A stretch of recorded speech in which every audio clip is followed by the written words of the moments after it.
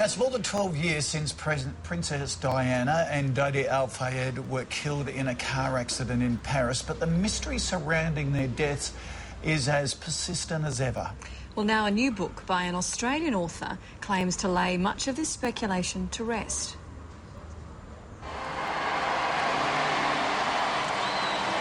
She was the people's princess. She knows the feeling to ride to church as a commoner and come back as a royal lady. Her life and legacy played out in front of the world. Adored by millions, she was a royal with celebrity status.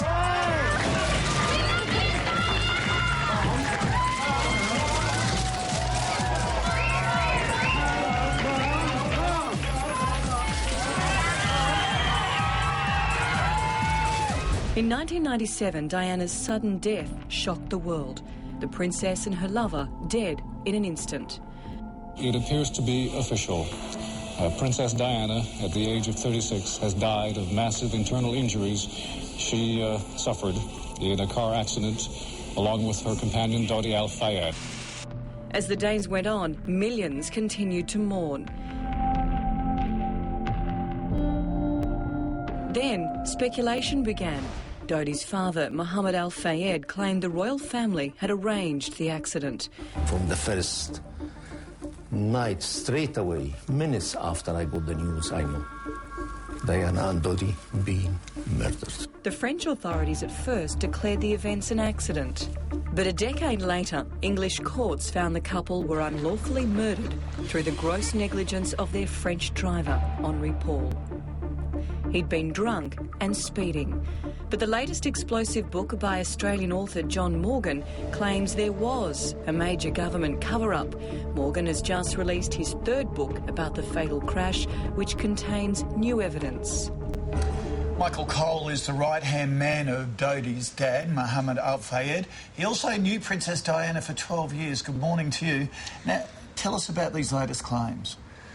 Well, just to say it's a pleasure to be in Australia again, even though my mission is a very solemn and sad one, and seeing those pictures reminded me very clearly of it. The book is here. Michael Mansfield, one of the most distinguished British lawyers of recent generations, said that this is the magnum opus about the events in Paris nearly 13 years ago, and I don't think he was just saying of the weight. Mr. Morgan, in his brilliant book, has carried out the most careful and meticulous forensic examination of all the material available, and he has come to the conclusion, forcefully, that they were assassinated and that there was a concerted conspiracy to cover it up, both in France and Britain thereafter. I've come out here to thank him for his work and to hope that people will take an interest in this again, because we believe that there is a purpose in going further forward and finding out the full facts. And that's all. Assassinated by who, though? Assassinated by unproven hands, but we've always believed, and I think it can be no other than MI6, the Secret Intelligence Services of Britain. Because, as Diana herself said, and she said to 9 of her separate friends, that she feared that she was going to be killed. She said in that famous television interview with Martin Bashir, "I am a problem." She said to a friend of hers, they were going through a VIP arrival area at an airport, and there was a picture of the Queen and Prince Philip, and she pointed to him and she said, "He wants me dead." And she wrote in her own handwriting that her husband was going to kill her in a car crash contrived to look like an accident. She told her lawyer, a man called Victor Mishcon, Lord Mishcon, she was so afraid of it, she went to her lawyer, and he put down all her fears in a special note, which was witnessed by another lawyer. After the crash in Paris, he took that note to Scotland Yard, and that note was suppressed for a number of years. It was never made available, Mel, to the French inquiry, and it was not made available to the British coroner. And that, as a criminal offence, both in France and in Britain, to keep material evidence away from a coroner who is investigating the deaths of these 2 people. There's still a lot to prove, but during the British inquest, it was established, because there were witnesses from MI6, that such a plan to kill a head of state, in this case it was Slobodan Milosevic in a tunnel in Geneva did actually exist. This caused great embarrassment to MI6 because they'd been caught out. The thing about MI6 and secret services is they do things secretly. Watching you watch that set-up story, when we talked about the accident, I was watching you, you were obviously very solemn and frowning. When we showed the pictures, as we're looking at now, of Princess Diana, at her most gorgeous, you were smiling. You knew her for 12 years. Tell us a little bit more about her. Tell us something that... Paint a picture we may not have known. Well, you would have liked her. You'd have liked to have had her round to dinner. She was fun, and she was a wonderful person. And what you saw was what she got. And she was so right with Dodi. They were very happy together. And one of the little comforts I take is when I saw her during that summer quite regularly. She was happy. There was a spring in her step, and she was happy at the very, very end. Do you know what she was really looking for?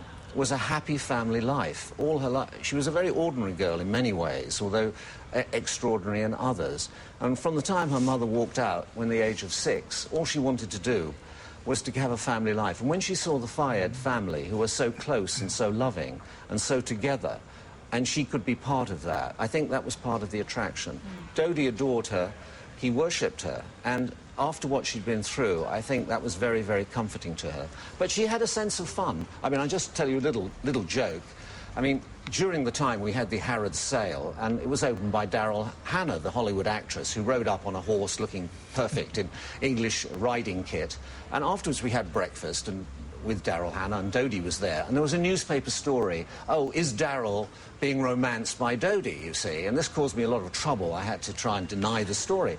I went into Mohammed's office, and Mohammed said, here's the phone, it's for you. And the voice said, oh, Mr. Cole, it's Daryl Hannah here. I'm so terribly upset about these stories about Dodi and me. And then giggle, giggle, giggle. It was Diana, pretending to be Daryl Hannah. And she just couldn't keep it up. She was a born mimic, and she was having such fun. I mean, she wasn't at all distressed by these stories. And, you know, David and Mel, you know, the worst thing is that I know that they would have been happy together. I know that, you know, she would just be approaching her 49th birthday. Forever she'll be perpetually 36, and in our memory. They would have been great together, they were fun, we miss them. And that is why, painful though it is for Mohammed to pursue this, he feels he has to, because it's the only way.